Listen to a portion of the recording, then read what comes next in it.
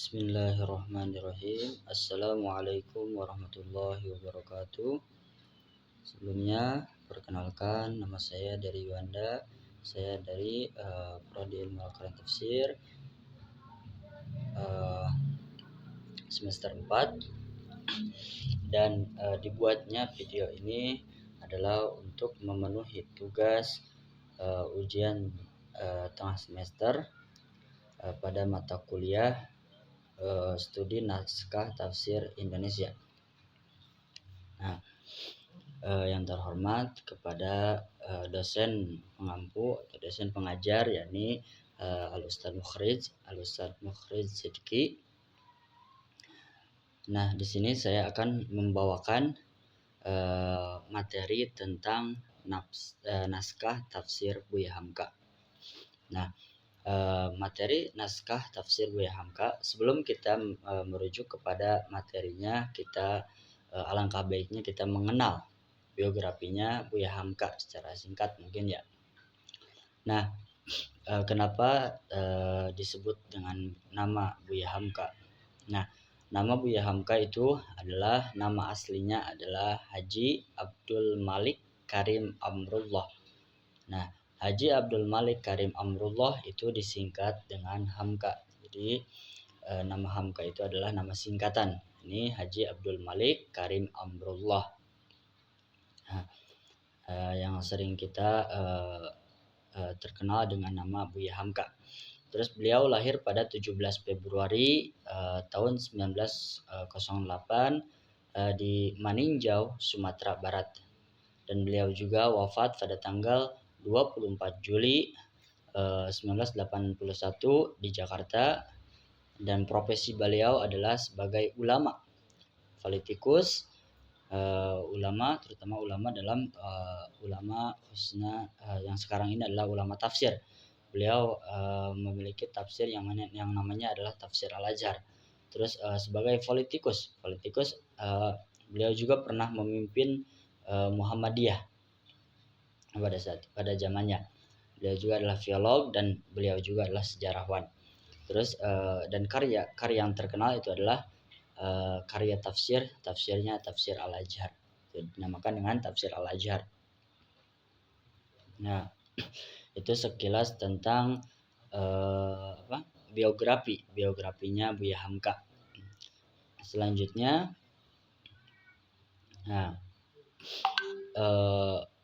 terkait beliau juga pernah memimpin cabang Muhammadiyah pada saat kepengurusannya. Ia memimpin cabang Muhammadiyah di Padang Panjang. Muhammadiyah Padang Panjang merangkap pimpinan tabligh school setingkat madrasah. Pengajarannya menempati gedung Muhammadiyah di Guguk Malintang. Nah, banyak karya-karyanya Buya Hamka, termasuk tadi yang salah satunya adalah tafsir Al-Azhar 30 juz. Terus ada karyanya Kapal Van der Wijk, tenggelamnya kapal Van der Wijk dalam sebuah novel, dan karyanya juga Di Bawah Lindungan Ka'bah dalam sebuah novel. Terus Merantau ke Delhi dalam sebuah novel, dan Falsafah Hidup atau filsafat. Nah, langsung saja kepada naskah tafsir Buya Hamka. Naskah tafsir Buya Hamka. Dalam latar belakang penulisan, Buya Hamka menulis tafsir ini ketika beliau dipenjara oleh rezim lama pada zaman Soekarno pada tahun 1964 sampai 1966 tanpa proses pengadilan. Dalam kesendiriannya di penjara, ia menggunakan waktu untuk menulis tafsir ini dengan pendekatan yang khas, memadukan ilmu agama, sastra, sejarah, dan konteks sosial budaya Indonesia. Nah, kayak seperti digabungkan lah. Nah, digabungkan dengan apa yang sudah dipelajari oleh Buya Hamka. Banyaklah sebagai Buya Hamka ilmunya bukan sembarang orang. Beliau pasti sudah yang namanya mempelajari banyak bahasa Arab, sudah mempelajari ilmu nahwu shorof, banyak mempelajari ilmu fikih, dan terutama dalam bahasanya mempelajari ilmu bahasa. Nah, itu adalah salah satu syarat kita yang namanya menjadi seorang mufasir. Nah, selanjutnya ada kenapa Buya Hamka menulis nama tafsir ini adalah tafsir Al-Azhar. Nah, nama tafsir Al-Azhar diambil dari Masjid Al-Azhar di Jakarta, tempat Buya Hamka biasa mengajar dan berceramah. Nah, terutama pada saat kultum. Nah, namanya kuliah 7 menit. Nah, pada saat kultum, nah, Buya Hamka sering kultum pada saat itu di suatu masjid, dan masjid itu belum bernama yang namanya Al-Azhar. Masjid itu dinamai Al-Azhar ketika ada seorang rektor Universitas Al-Azhar datang ke Indonesia, khususnya ke masjid yang di Jakarta. Masjid yang di Jakarta yakni Masjid Agung Kebayoran Baru. Masjid Agung Kebayoran Baru. Nah, di situ pada saat itu ada rektor Universitas Al-Azhar yakni Syekh Muhammad Shaltut. Syekh Muhammad Shaltut berdatang ke Al-Azhar pada bulan Desember 1960, datang ke Indonesia sebagai tamu agung dan mengadakan lawatan ke masjid tersebut yang waktu itu namanya Masjid Agung Kebayoran. Nah, disitulah masjid tersebut dirubah menjadi yang namanya Masjid Al-Azhar. Nah, selanjutnya dari naskah tafsir Hamka, isi dan ciri khasnya. Nah, ciri khas dari tafsir Al-Azhar yang pertama ada menggunakan metode tahlili. Menggunakan metode tahlili ini seperti mana yang telah kita pelajari seperti tafsir Jalalain. Nah, tafsir Jalalain tersebut itu adalah metodenya metode tahlili. Pengetahuan saya seperti itu. Nah, terus menafsirkan Al-Quran berdasarkan urutan surah dan mengaitkan ayat Al-Quran dengan sejarah dan peristiwa-peristiwa kontemporer. Tafsir ini terdiri dari 30 juz dan ditulis dalam bahasa Indonesia, dan pendekatannya kontekstual dan komunikatif hingga mudah dipahami oleh masyarakat awam. Nah, di sini tafsir ini terdiri dari 30 juz dan ditulis bahasa dengan menggunakan bahasa Indonesia. Nah, di sini adalah Buya Hamka supaya mempermudah kita untuk yang namanya mempelajari tafsir ayat Al-Quran. Nah, mempelajari tafsir Al-Quran kepada masyarakat Muslim yang ada di Indonesia. Nah, di sini juga ada contoh. Nah, ada contohnya. Saya mungkin akan mengambil satu contoh ayat Al-Quran dengan surat pada surat Al-Fatihah ayat ke-7, ghairil maghdubi alaihim, yang artinya bukan jalan mereka yang dimurkai atasnya. Jadi tafsirannya, siapakah yang dimurkai Tuhan? Siapakah yang dimurkai Tuhan di sini ialah orang-orang yang diberi kepadanya petunjuk, telah diutus kepadanya rasul-rasul yang diturunkan kepadanya kitab-kitab wahyu, namun ia masih memperturutkan hawa nafsunya.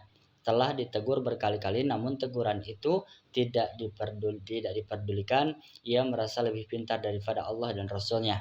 Jadi semuanya petunjuk Tuhan diletakkan dikesampingkan, perdayaan setan diperturutkannya.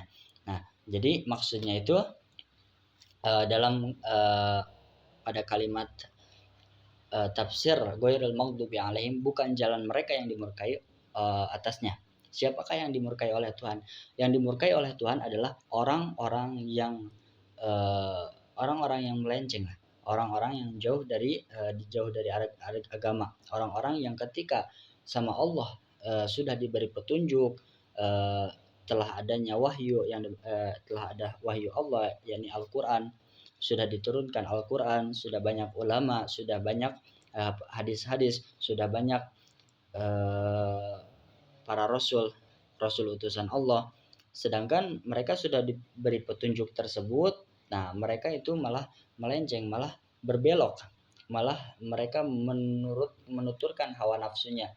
Nah, sama Allah sudah ada, misalkan mungkin kalau ngomongin kalau kita berbicara tentang Rasul, kalau kita berbicara tentang para nabi, mungkin zaman kita tidak ada. Tapi kalau berbicara tentang zaman kita, ya ini kita sudah banyak para ulama, para ustadz, orang-orang yang soleh lah, orang-orang yang soleh, ustadz, ulama, eh, para kiai, para syekh dan lain sebagainya. Nah, kita sudah diberi petunjuk oleh Allah untuk kita belajar, agar kita mengetahui uh, mengetahui uh, apa itu agama Islam, apa itu, bagaimana kita cara belajarnya, bagaimana kita cara memahaminya, cara kita belajar tentang sholat, tentang ibadah-ibadah yang lainnya. Nah, kita sudah diberi petunjuk oleh Allah dengan adanya para kiai, para ulama, para ustadz. Nah, sedangkan kita menjauhi mereka gitu, menjauhi mereka. Nah, itu eh, orang-orang yang dimurkai oleh Allah. Nah, itu adalah orang-orang yang dimurkai oleh Tuhan, orang-orang yang dimurkai oleh Allah adalah orang-orang yang seperti itu. Sudah diberi petunjuk tapi malah pergilah istilahnya, malah menjauhi para kiai, malah menjauhi para ustadz. Nah, apalagi zaman sekarang kan banyaklah gitu, sepertinya kayak seperti ustadz-ustadz yang berbeda lah, bukan berbeda ya, ya eh, kayak apa ya, berbeda berbeda pemahaman lah, berbeda pemahaman. Nah, berbeda pemahaman antara yang satu dengan yang satu lainnya. Nah, kita jangan saling mencela. Pasti mereka mempunyai jalannya masing-masing. Mereka mempunyai istilah kata, kalau dalam matematika itu 1 sampai 10, kalau sama dengan 10, 5 tambah 5 sama dengan 10, ataupun 7 tambah 3 sama dengan 10, ya seperti itu. Mereka mempunyai jalannya masing-masing. Nah itu dia. Terus mungkin dari kesimpulan tersebut, Buya Hamka adalah seorang tokoh Islam Indonesia, pemimpin pujangga, pengarang sejarawan dan pendidikan yang begitu berjasa bagi perkembangan khazanah keilmuan ada di Indonesia, khususnya untuk dunia Islam yang ada di Indonesia. Tafsirnya yang berjudul Al-Ajhar merupakan sebuah karya yang sangat monumental di antara banyak dari karyanya. Menurut sumbernya, tafsir ini dikategorikan ke dalam tafsir bin al-Ma'thur. Untuk susunan penafsirannya, Hamka menggunakan metode tahlili karena dimulai dari surah Al-Fatihah hingga surah An-Nas. Nah, adapun menurut cara penjelasan Buya Hamka menggunakan metode Muqarrin, yaitu tafsir berupa penafsiran sekelompok ayat-ayat berbicara dalam suatu masalah dengan perbandingan menurut keluasan penjelasan. Hamka menggunakan metode tahlili, yaitu tafsir yang penafsirannya terhadap Al-Quran berdasarkan urutan ayat-ayat secara ayat-ayat per ayat. Jadi ayat per ayat gitu, dengan suatu uraian yang terperinci dan jelas. Nah, banyak di Indonesia ini ulama-ulama lah, orang-orang yang sudah menafsirkan ayat-ayat Al-Quran, menafsirkan kitab Al-Quran khususnya.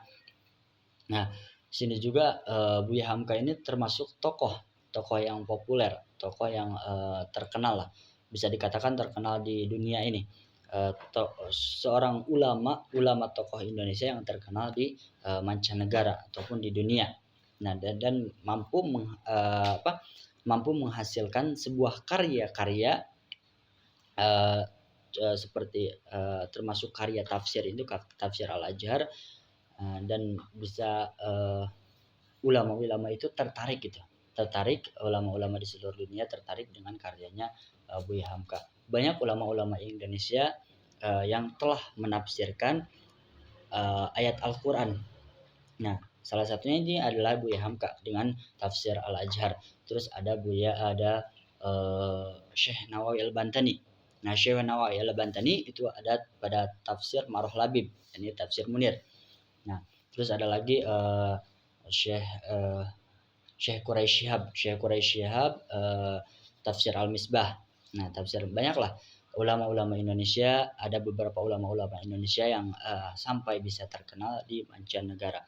Nah, kita juga bisa, insya Allah kita juga bisa yang namanya menjadi seorang mufasir ataupun orang-orang yang menafsirkan ayat-ayat Al-Quran dan menjelaskan atau menafsirkan ayat-ayat Al-Qur'an ini tidak mudah gitu sebenarnya.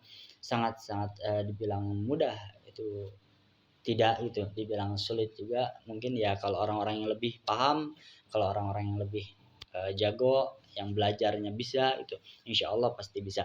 Nah, jadi, bukan halangan kepada, orang-orang untuk belajar, semua orang pasti bisa yang namanya menafsirkan kalau emang dia mau belajar, mau, mempunyai yang namanya keinginan.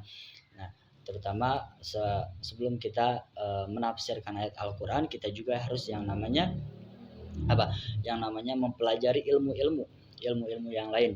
Ilmu-ilmu entah ilmu balaghah, entah ilmu filsafat, entah ilmu khususnya ilmu apa, ilmu, ilmu bahasa dalam nahwu sorobnya seperti apa, terus ilmu fikih, juga ilmu-ilmu lain lah ya. Banyaklah ilmu-ilmu, agama, ilmu-ilmu, tentang ilmu-ilmu modern dan lain sebagainya. Banyaklah ilmu-ilmu yang harus kita pelajari dan jangan, kalau menurut pandangan saya, kalau menafsirkan ayat Al-Qur'an ini, jangan asal apa ya, asal asal ceplos lah. Jadi kita harus yang namanya menafsirkan Al-Qur'an ini kita harus matang dan ilmu-ilmunya juga harus terpenuhi, dan, harus, minimal hafal beberapa hadis mungkin, minimal kita paham dan kita harus, membandingkan dan kita harus, yang namanya apa ya, kita harus, menyamakanlah, ataupun menyambungkan antara ayat-ayat Al-Qur'an dengan, hadis-hadisnya para nabi. Nah, mungkin ini saja yang bisa saya sampaikan, kurang lebihnya mohon maaf. Wabillahi taufiq wal hidayah. Wassalamualaikum warahmatullahi wabarakatuh.